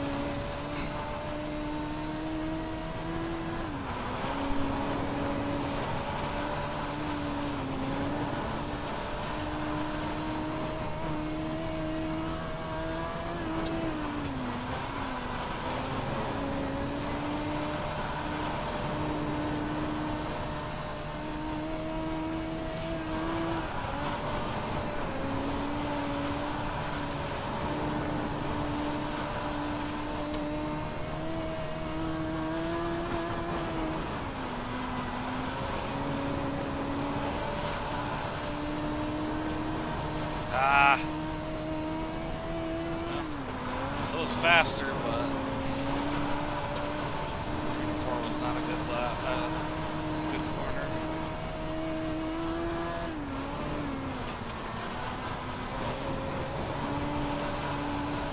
I got 1 and 2 down, now I can get 3 and 4 down, so I think I just need just a lot of seat time at this track to get down the corners right.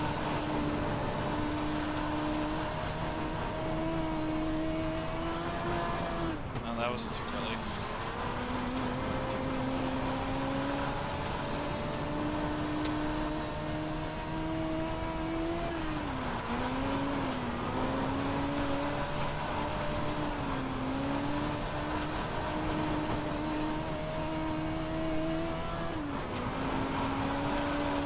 See, my turn-in point, the reason why I keep turning in too early on 3 is in the 410 winged. My turn-in point was right as they pass Knoxville Raceway on the backstretch there. This sign right there on the right. So I gotta push back my right reference point just a little bit, like a car length after the K.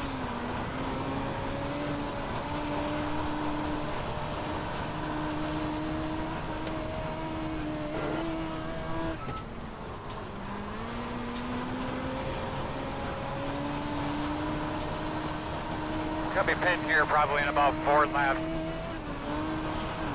Oh, I'm almost out of fuel. Good. I'm gonna run it out of fuel and see how many laps I get out of 12 gallons.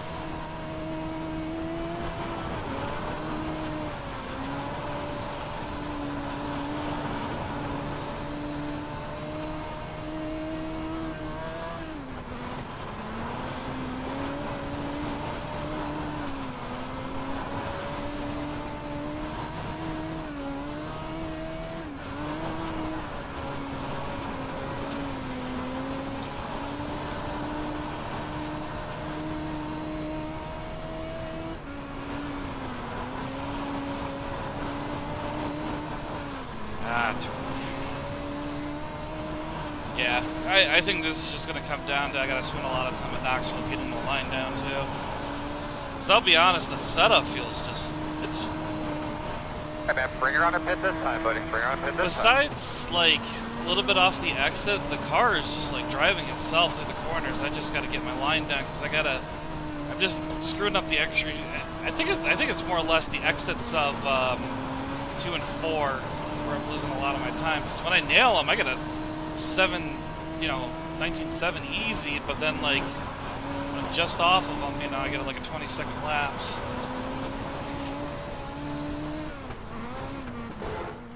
That's probably it, right? No, I had one more lap. Okay, let's add that to the... Please stop. Alright, first off, how many laps did I get? 41 to 62, add 1, it'd be 22 laps. Off of that, 12 gallons. So if the official series is in fact 20 laps here, then yeah, 12 gallons is easily enough.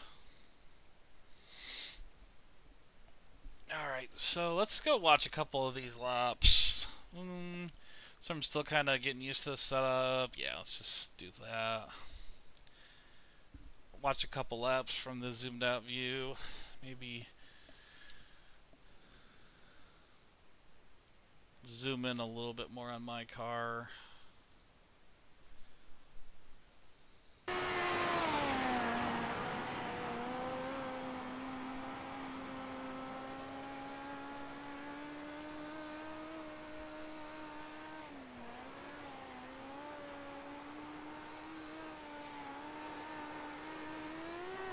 Oh, that was the lap I took the berm in both.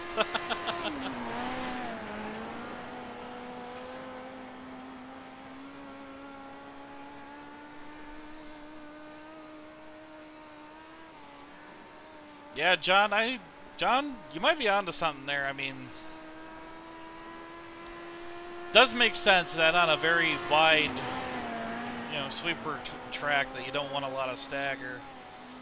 Because you don't really want the car to, react quickly.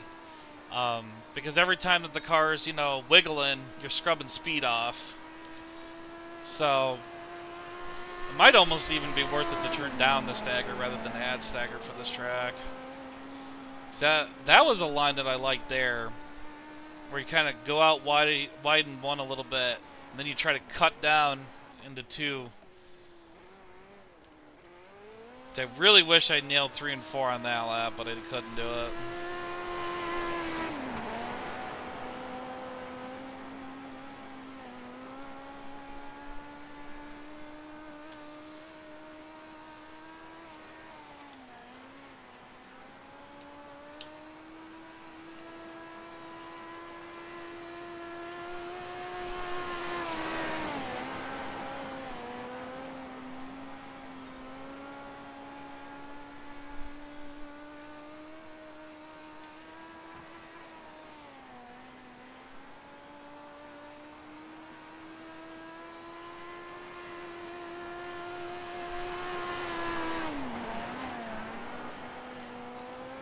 Yeah, you see, like, there was a lap where I cut down a little earlier.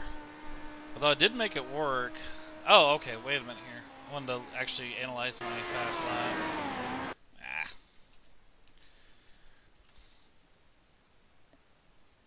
Let's see, I had that at like 20. Okay, so this is the fast lap here.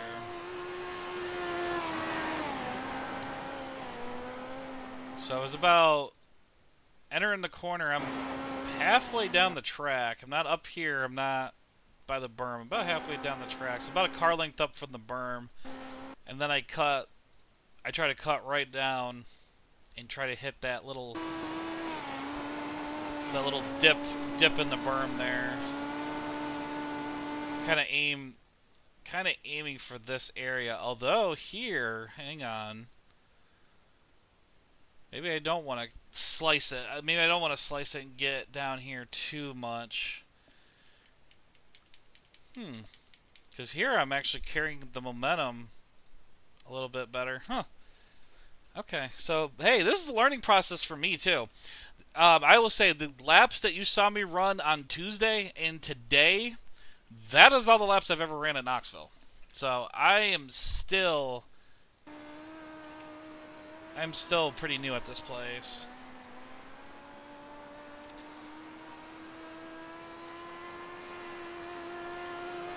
So right there you can see too.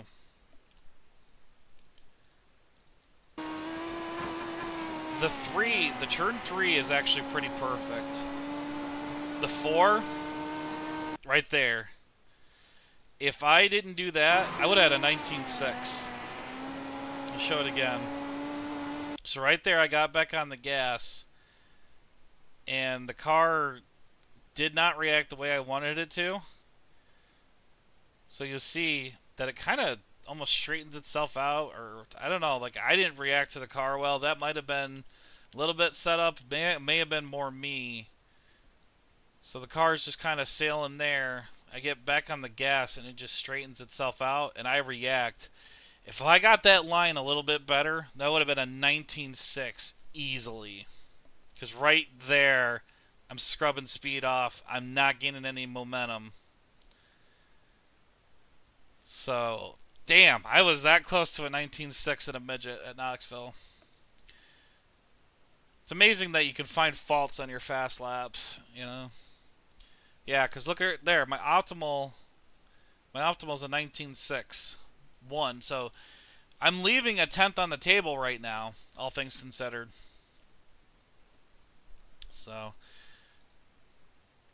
alright, let's continue to watch more of these laps.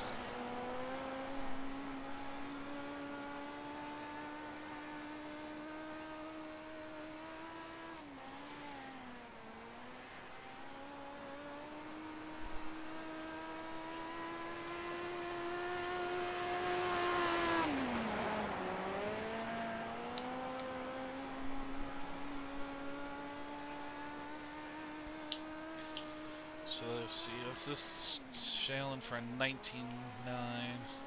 So the good thing is with this setup though, I'm staying consistently in the 19s.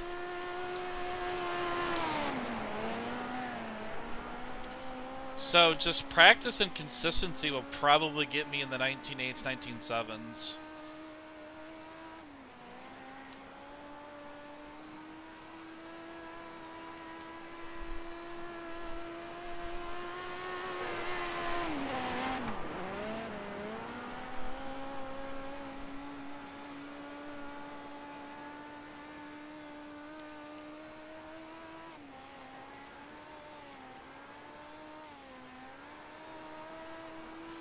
Yeah, they're fighting. I was fighting the car and I lost a lot of momentum there too.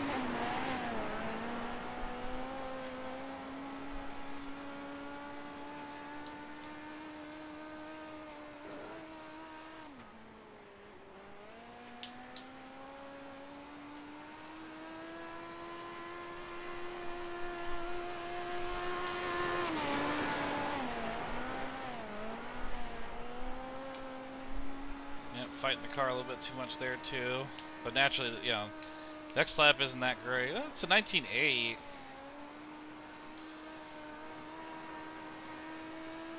Think of how good that lap would have been if I got forward on. So I'm struggling. Yeah, right now, just overall, I'm kind of struggling with consistency, but that's due to inexperience.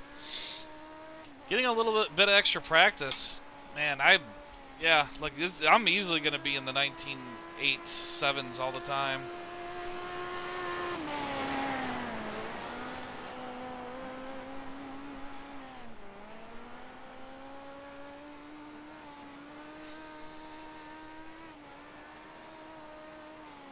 Yeah, because you can see where it's like 8, 7, 7, 9, 8, 9, 8. So laps are jumping all over the place right now, but you know, compared to the beginning, I couldn't even get out of the 19s until I tightened up the car a little bit. So, and the good thing is a lot of what I'm learning here will translate to Eldora pretty easy, because that's another momentum-based track. You gotta keep the speed up. Never, you know, don't scrub off as much. So.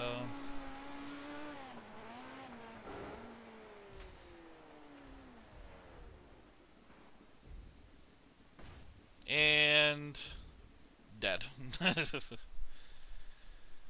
Alrighty then.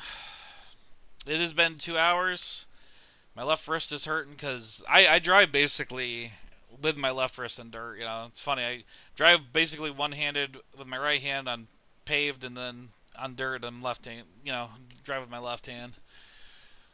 Left arm's hurting. I've been streaming for 2 hours. I was gonna do Knoxville rubbered up, but I think I'm gonna call it here. I'm getting tired and thirsty and hungry, so I think I'm gonna take off. I really hope that maybe this helped you out. Maybe you learned a few things about doing a couple adjustments to dirt cars, because you know a lot of this stuff is gonna help translate to the other sprint cars. You know, like yeah, you may not use the same wheel spacing, but or the same shock values, but the ideas are all the same. You know, these are these are little lightweight cars with a lot of power. Even, you know, the Midget doesn't have a lot of, you know, weight to it, but it doesn't have a lot of power to it, but it doesn't also have a lot of weight to it. It's got a short wheelbase. It reacts very, very quickly. So, all right, well, if you're watching, hope you enjoyed it, and I thank you for watching, and have a good day.